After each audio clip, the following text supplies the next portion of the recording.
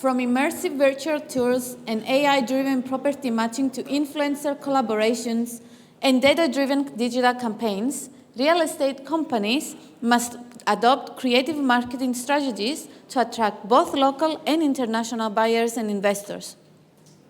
For our next session, From Huge Billboards to AI-driven strategies, the new age of real estate branding, we're excited to hear from the experts in the field. Please welcome to the stage our moderator, Martin Zarian, co-founder, brand builder, and podcaster at Factory 39 and Balabooked, and his esteemed panelists. Thank you very much. Thanks for being here. The room is still busy, although being lunchtime. If you're here for the panel on marketing and AI, you're in the right place. If you're here for lunch, you're in the wrong place. That's downstairs. So if you wanna move, feel free to do it now, but we'll try to keep it very short. Listen, like when we're talking about branding, we're not talking about logo, design, slogans, and brochure. We're talking about how can you stand out in a very saturated market. The Seaport real estate is a very interesting place because it's a very healthy market, but it's so saturated, and a lot of the products that the real estate companies are offering, they're not really unique. We talk about square meters, we talk about luxury, we talk about sea view, a lot of this organization into the playing field, they're pretty much saying the same thing. So how do you manage to stand out in a very saturated, very competitive market when your product is not so unique and is not so different? And then I will add another extra layer of complexity in the age of digitalization and AI. So it's really, really hard. And brand and marketing can be the tool to help you stand out and help you build stuff that goes beyond products, that goes into trust, that goes into relationship, that goes into emotion, because also as we're gonna cover today, a lot of that consumer journey into the real estate, into owning a property is very emotional. And today I'm very, very lucky to have a great bunch of guys. It's not a very diverse panel, I have to say, but we will try to make it worth it in terms of content. Now, I will butcher your names and your bios because I'm not, the best person to talk about yourself. You guys know yourself better and what you do. So could we go in a quick 30-second, introduce yourself, who you are, what you do, and maybe tell us something that not everyone knows, but keep it safe for work because it's still early in the day. Sergey, you want to start? Yep, I'm a tech entrepreneur, launched 20-something businesses, mainly in prop tech, and my current startup, that's Placey AI for real estate, the Cypriot one. Happy to see you folks. Thank you. Hello, Bolis. I'm a social media strategist since 2012. I help brands navigate the space, and I also teach digital tools, marketing, psychology in University of West London. Passionate about personal development. I'm a Wim Hof certified instructor, and I'm currently writing a book. Ooh, what's the book about? Life and death. Interesting. And death. Life and death of a marketeer. Hi, nice to meet you. My name is Amit. I'm the CEO and founder of Astoria Properties, located in Israel, Cyprus, and Greece, focusing on mainly marketing aspects and sales-oriented. Something special about me, I live in Athens, so this is a little bit transition from the life in Tel Aviv or in Cyprus, like it so far. And your stage. Slava? Thank you. My name is Slava Rodriguez, and I'm the Director of Real Estate Vertical at Bazaraki. I have been building marketplaces, big or small, for the last 10 years, and I think that's a really great business. One of the things about me, I started skateboarding at 32 to help my daughter get into it. How many bones did you break in the process? Not yet any, but I did fall a lot. But I got into it. I like it now. Well done, well done. I admire the courage. Slava, since we ended up with you, when we were talking, you said that real estate is more than a transaction, right? It's a milestone. What does it mean in terms of brand and marketing then? So how can we approach that more of a transaction philosophy? Right. Yeah, that's a great question, Martin. So the two things about real estate transactions. First, they are really rare. Like you don't go around buying houses or renting houses every day, month, or not every year even. So as a brand, you have a chance to reach me personally every few years. Because when I'm not in the market, I don't really care about your advertising campaign. And second one is that it's usually quite emotional. It's not just a transaction. It's usually connected to some kind of a life event. You got married, or a child was born, or even maybe you inherited because your grandparents died. You know, it's something big for people. And this thing, the fact that it's emotional, it makes the decision-making factor a bit different. So it's not efficiency. I mean, since we're speaking about AI, usually the way AI position itself is it's efficient, right? So it's like increases efficiency. In this case, I don't really care if I find my dream house in an hour or 30 minutes. Like this 2 times efficiency gain doesn't really matter for me. I'm ready to invest a lot of time in it, and we see this in our data. People do spend like tens of minutes on the site, saving multiple searches, investing time into opening those emails that provide new information to them, and I think that the decision maker in this case, the main one, becomes trust. And you already mentioned this, Martin. Trust and how you build it, given that it's rare, like you just stay there for a long time as a brand. And if you look at biggest and most successful real estate brands, the way they speak about themselves is they usually mention how long they've been around. Yeah.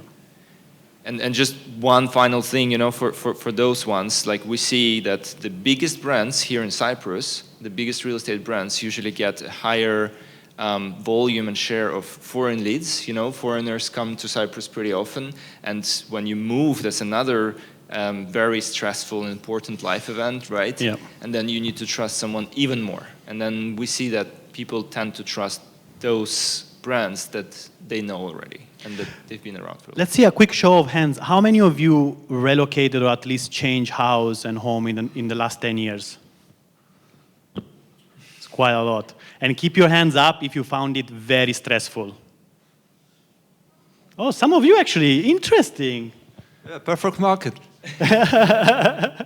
and Slava, to build on that, it almost reminds me a bit like when we're buying a car, right? Then the average consumer will buy a car, what, 5-10 years perhaps. I mean, I wish you buy a car, you know, every other year if you're into that, but the more normal ones of us will do that, you know, in a long periods of time. But by the time that you are in a market for a car, you also know the brands. Right? It's not that you start Googling car brands manufacturer. You have already three cars that you selected that somehow build that memory. So what is your take into real estate brands, you know, showing up earlier into that consumer journey then? So what have you learned through the career? Yeah, the path to purchase is really long. Like from the moment I thought about, okay, I may be getting a home, people start making a lot of research. And being in this part of the research, where do we research today, right? We used to research asking people. We still do that a lot. And given the human part of real estate, we still do ask a lot of people about where to live and which real estate to choose. But this is generally online. So showing up in those searches, showing up in those topics around the real estate, right? What is the place that I'm going to live in? What are the best places out there? What is the type of material that I should pick for my new house and stuff like that? Yeah, and Sergey, we talked about how AI is changing the consumer experience. Slava just now said about the search, right? Searching for the property. AI is also impacting that. So. Going back to the origins of AI in real estate, can you help us understand a bit more, you know, how it started, where we are, and where we're going potentially? So basically, right now we're in the process of fourth industrial revolution, and AI, that means large language models, and it changed a lot. In real estate, for developers, for construction firms, the change is not so visible. For the real estate agencies and property management firms, It's significant because they operate textual stuff. Text, voice messages, calls, everything, numbers related to language should be automated, and this quite close first. So this technology, the disruption is huge. So this is the basic picture. And talking about branding here, so the question which I really love here, so how we can imagine our future here. Because see, robots will do a half of our job in offices, right? I mean, speaking, sending messages, appointing meetings, follow-ups, making records in CRMs, and so on. And the same robots will visit websites, Bazaraki, for example. In case I want to buy a property, I can spend hours searching the pages, or I can appoint some robot. Perplexity, for example, Deep Search, for example, can do this, and so on. Right now, I mean, it's not a future. Claude, for example, in your emails, you could just ask Claude, visit the Bazaraki and search, take me all the two-bedroom apartments in Limassol. And it is today possible already. What does it mean, branding for robots? Branding for people, that's understandable, right? How many years you are on the market, the beautiful logo, the right branding strategy, you are professional in this. But when the robots visit this, and it is not harmful robots, this is the real robots that collect information for the real clients, you cannot avoid this. This is the right story to address, right? Yeah. So nobody knows the future, and I guess right now it's great to ask the questions how we could build this relationship with robots and with the people behind robots, and how all that whole industry should look like from the branding point of view. Yeah. So when it comes to a real estate website then and the content into this website, you know, I think back in the days, or even now, we gave a lot of importance on SEO to be Google findable, right? So what are those things that we need to start taking consideration even today to start, you know, branding and putting out content and putting out marketing in a way that it will be sexy for these robots that are coming? Let's say, again, disruption of the real estate industry. See,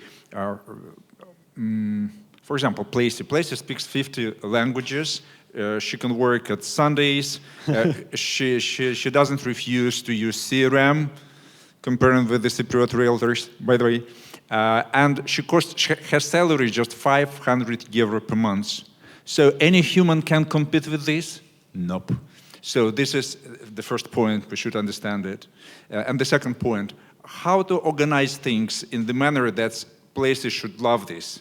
When Placey is your buyer, that Placey behaves on the side of your partners. For example, you are a real estate developer, and Placey makes outreach calls just to get the information from your developer database. To know. It's a new consumer almost, isn't it? There are ICPs exactly. that are humans, and then there is an ICP, an ideal consumer profile that is a robot. Right. So how do we put the information there to be preferred to this robot, my brand versus someone else's brand then? This is the great question. Actually, nobody knows. But right now, we're in a moment when we already ask this question. Yeah. This question is already in the air. And I guess next couple of years, it should be answered. Yeah. Because the fourth industrial revolution means we cannot survive not answering these questions.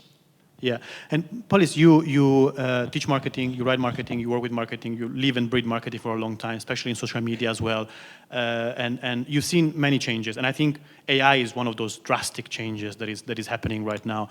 What's your point of view? What is your philosophy in regards to AI? I think we are living in exciting times.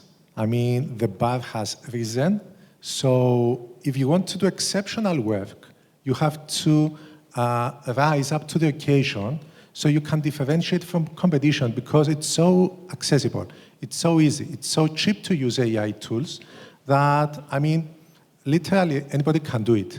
So I will go a step back to the basics before I dive into AI too deep, because I can get lost in those options, in those searching for optimizing and testing. I will start questioning again, what's a brand?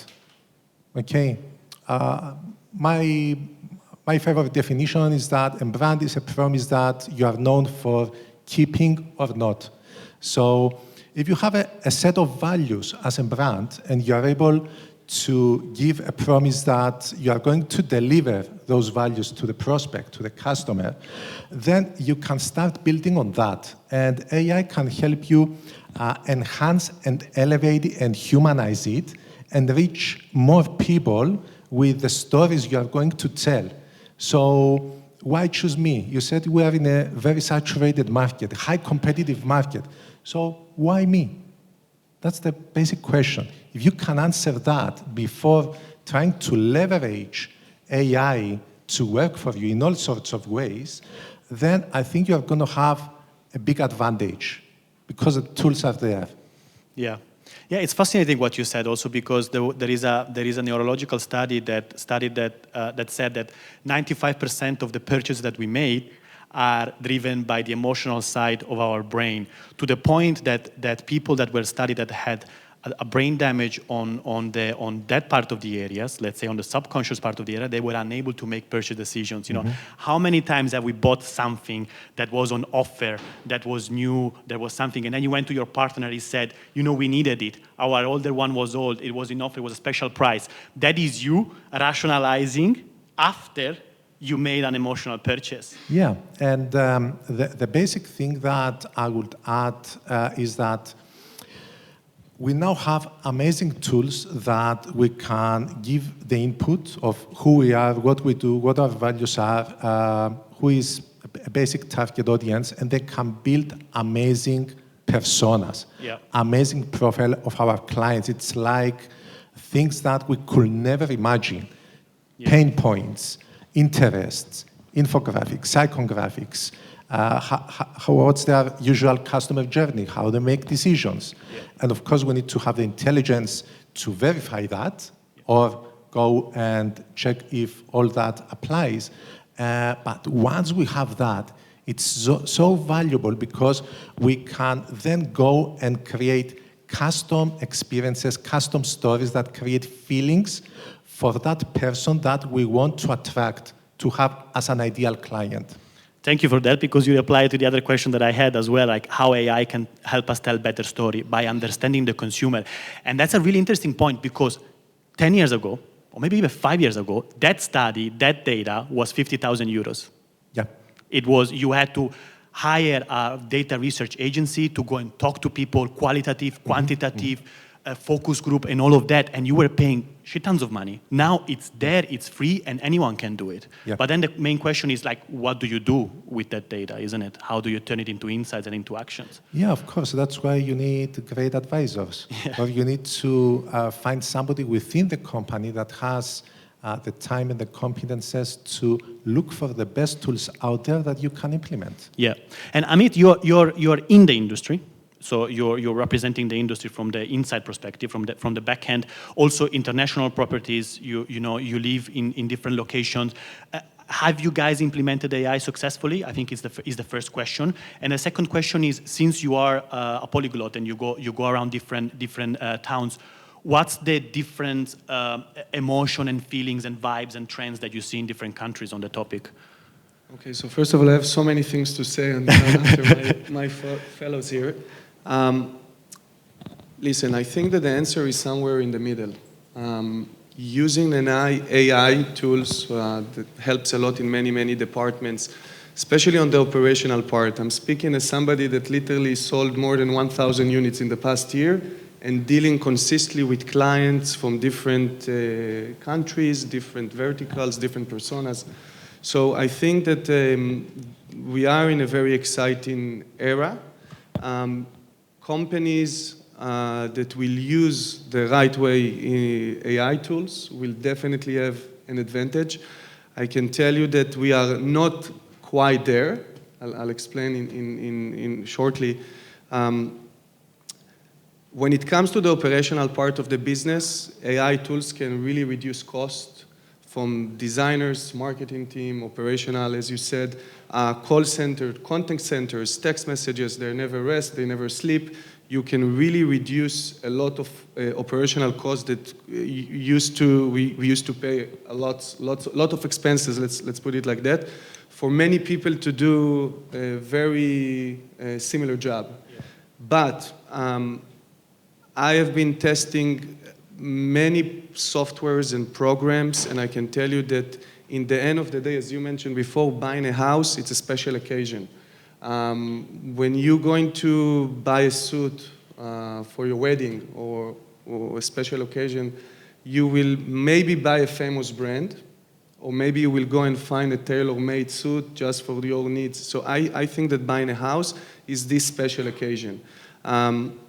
That being said, you need to understand that we need to find the halfway, the semi-automated AI that can support us with text messages, automatic emails, finding on the CRMs the correct database of people that haven't been approached enough or maybe need a different angle of approach. There is so many things that AI can help the daily operation. But on the other hand, when it comes to buying a house, you do want this human being touch. And I think, at least where we are standing today, and speaking as somebody that lives the sales operation and the day-to-day approach with the clients, there is certain things becoming emotional, understanding the client's needs, be more specific and digging into the actual needs of if it's an investor point of view, if it's a home improver, if it's a young couple that also need help with financing.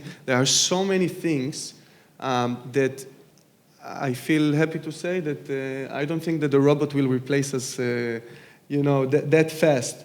They can definitely support us and help the operational part, but in terms of the actual approach, people say buying a house, or you have so many companies today, Dubai, Miami, Cyprus, so many opportunities of people buying and investing in real estate from all over the world, and AI really gives us the accessibility to a high variety of properties that we didn't have before.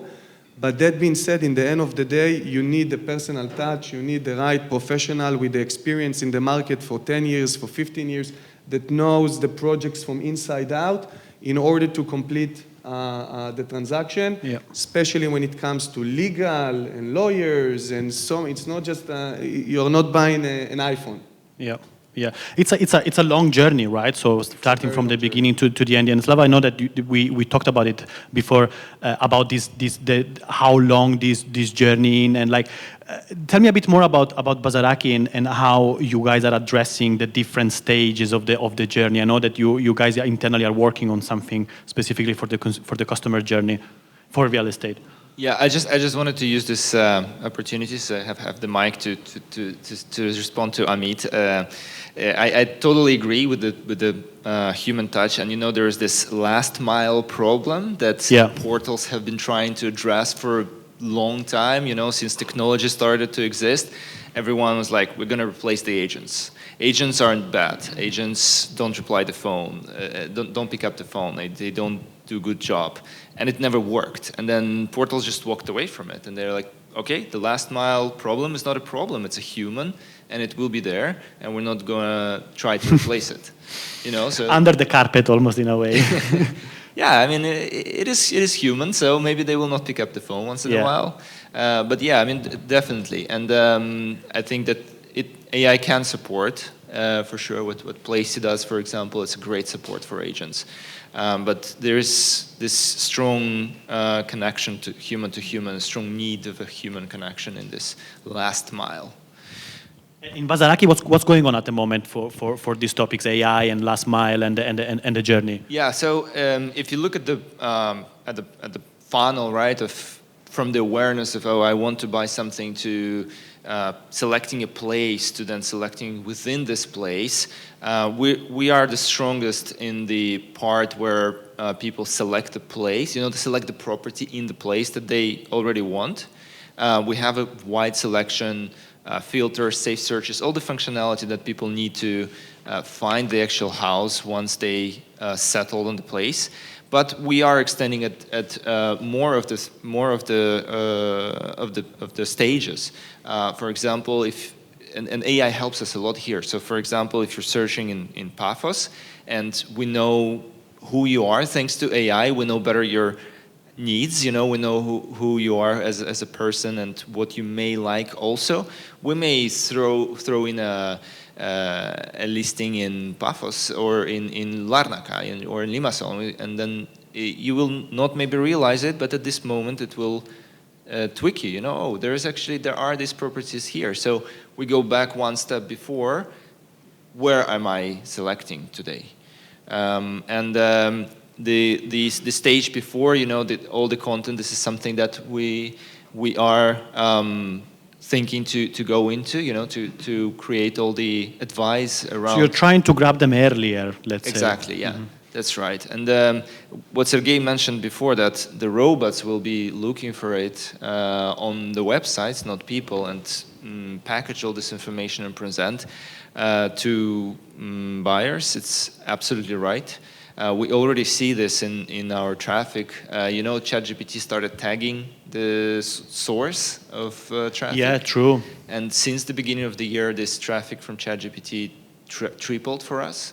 So we see that, well, it's maybe not huge numbers in terms of overall traffic yet, but it's growing and it's stable. So we see that we are partners. And the thing is, Sergey, also you asked how to market, how to create a brand towards ChatGPT, like how do we win ChatGPT? How do we make sure that we show, hey, come here? No one knows, right?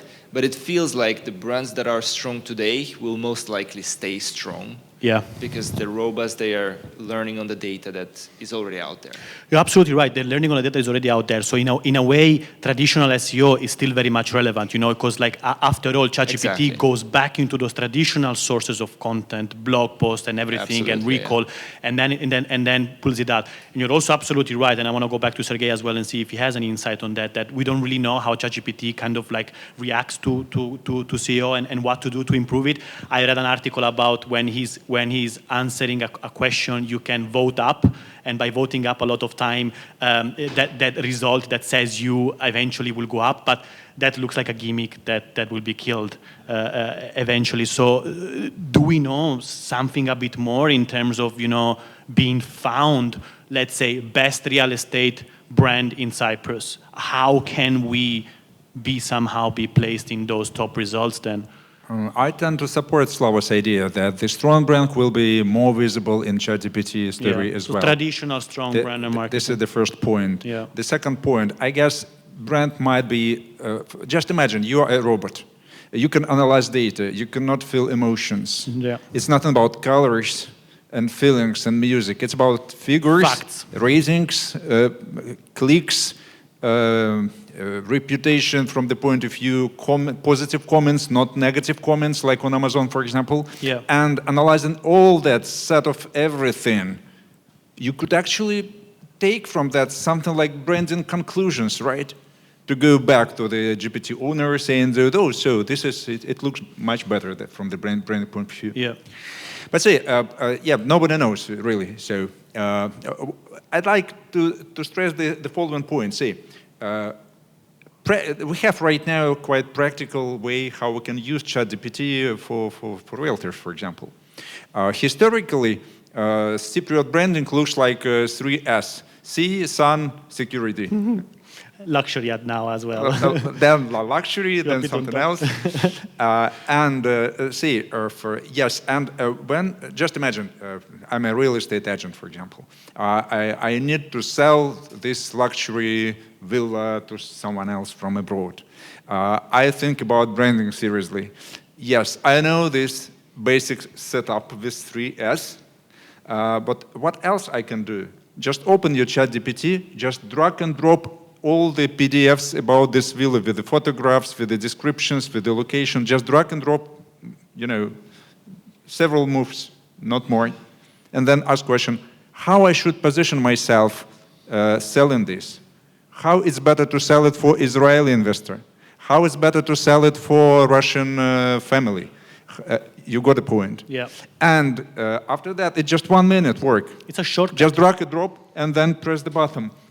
And you have the quiet interest and advice how you should behave, including branding, how you should brand yourself when you try to sell this property. Yeah. It's just very practical. Yeah, and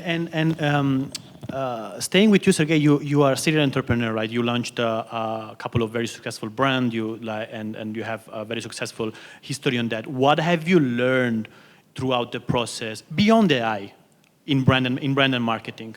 What were those things that you know gave you the most results, and you just learned forward, and you will do it even in your next adventure, because I'm sure you will go somewhere else at some point. Sure.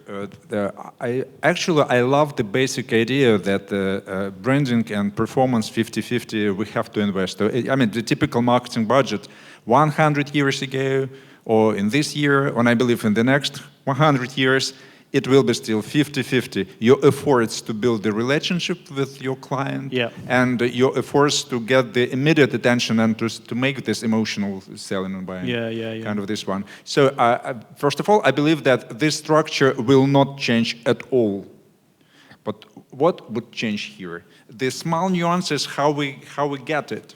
And right now, talking about branding, I believe that hyper-personalization, this is the right keyword. Because see, 20 years ago, when we sell something in Cyprus, we can just show to our customers the glossy magazine. This is the Cypriot real estate, and it was enough, right? Choose something. Happy days. Yeah. Right now, all the media, first of all, how we get leads are digital. Digital means we can get much more information than just the name. Digital means that the demand of our customers is much more wide, let's say. After COVID, COVID actually took us to life-work balance, and we have to expect the requests from our customers at 6 o'clock in the morning or at midnight. For someone, it's more comfortable working from home, right? And so on and so forth. So, I mean, everything is changing around, and still staying in the same mindset as 50-50, branding performance. I guess it's not so difficult to find the modern, contemporary, efficient ways how you get your targets here and here. Yeah, and by that 50-50%, what we're saying is like 50% on short-term lead generations and sales, right? So getting the early wins today, bringing some money in, and the other 50% building memory of your brand for a consumer that might need you in 5 years, right? So when they go there, it's you. In case of robots, maybe, yes, the positive comments, some ratings, mentioning on the media websites, in the, building the relationship in the social media as well. So, because it is possible to measure, right? Yeah. Yeah, and Polis, would you agree? And to add on that, what roles used to social play, and what roles is social playing now and will play in the future then in this mix? Yeah, I agree. I mean, just take a look at what happens on TikTok. I mean, everybody can build a brand and generate business, make connections, be relatable. So going back to what we always say, if they like you and they have faith in you and they trust you, they may buy from you. So if you want to build a great brand, a simple suggestion would be go get the owner of the business, which a few years ago will have a really difficult time to get that person in front of the camera to shoot some videos, to talk to people. You needed a crew back in the days. Yeah. Now you just take a few minutes of their body, the way they talk, the sound of their voice, and you can generate so much content. So you can have a trustworthy person, it's humanized, and you just create content out of that by the bulk, and you share it on social media. And then you can easily create podcasts, audios and videos with the same style, and all other content marketing assets that can elevate your brand, boost your SEO, build more trust and authority.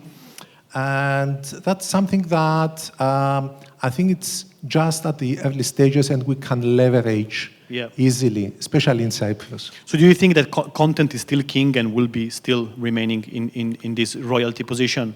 Content is king and distribution is the queen. So you need both. Yeah, good content, well distributed. Of course. I love what you said, that everyone can become a content creator. And I think there is a big switch now from what you said before. Before we were almost like over-engineering content, making it very polished. Now people want more relatable, human and real brands that sometimes fuck it up, you know? But when you just take up the phone and you do a simple video, that converts much more than an over-engineered one, because the viewer will see the person creating the content, oh, it's just like me. Yeah, so especially more luxury brands are afraid to test the waters, as we say, you know, try out new things. So you have this amazing opportunity where you can create always based on your values. Multiple types of content, test them out there, see what works, and then take the best pieces, turn them into advertisements, and then you can have higher conversions. Experimentation, yeah. I love and, that. And Facebook's study said that watching AI-generated ads and non-AI generated ads, how they perform, the best ones working for businesses were the ones that used both. Interesting. So why not use the human side and the AI to create something more meaningful, something that will bring more results? Yeah, or why not use the human to shoot the content, but then use AI to write, you know, 10,000 different types of taglines and text, and then test them, right? So it's easy to test. Yeah, and I would add on that, coming back to how we can distinguish our content in an AI-searched era. Yeah. My point of view is that we need to create more custom content. It's not time for creating generative content. It's time to talk to very specific segments of people, answering very specific questions, because we want more customization and more personalization. And AI is here to help us do just that. 100%. And Amit, Cyprus is the product, real estate is the wrapper. And again, you work across location, and we talked about Larnaca as well, being a hidden gem. Tell me a bit more about what's going on about Cyprus, different location, and also what made you say that, you know, Larnaca is a hidden gem when it comes to branding and real estate? I will start and say that, first of all, you know, when you are a developer and you target different target audience, mainly from different countries, as we said before, there is specification when you target the Russian market, the Israeli market, the local market.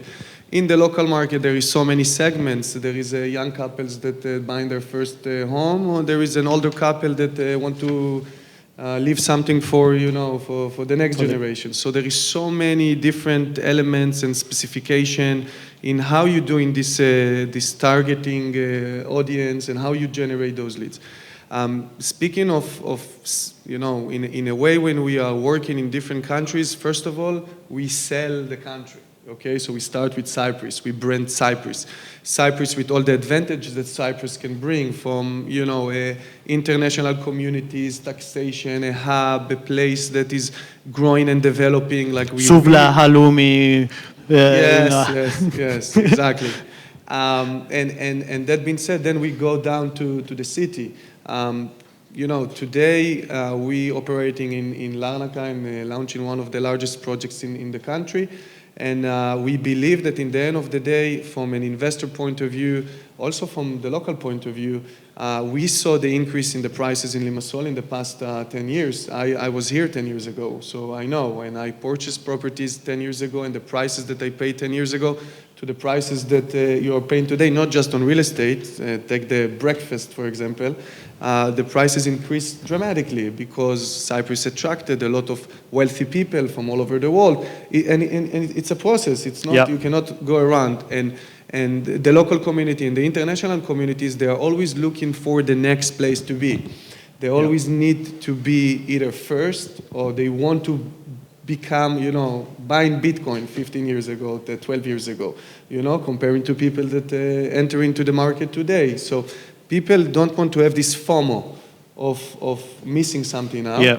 And we believe, and we analyze many markets around Europe, that Larnaca is the next destination in terms of prices, potential, growth, access, the airport. There are so many things that pointing out as Larnaca in general as a next destination for real estate investment.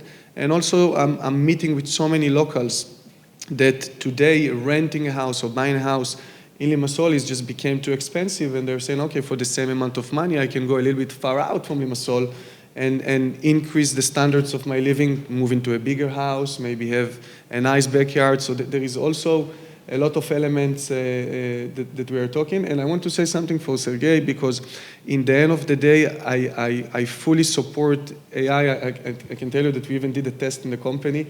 We put a real agent, a semi-automated agent, and an AI agent. And we let each one of them calling more than like 500 leads. And we wanted to test the results. So obviously the AI agent never took breaks, never got tired, was super efficient. But the way we present, we hide the fact that it's an AI agent, okay? And then on the second test, we point out to customers that this is, hi, this is James. I'm the AI agent representing blah, blah, blah. And people understood from the first sentence that there is an AI talking to you, because sometimes it's a question, it sounds so real, should I say that it's an AI agent or not?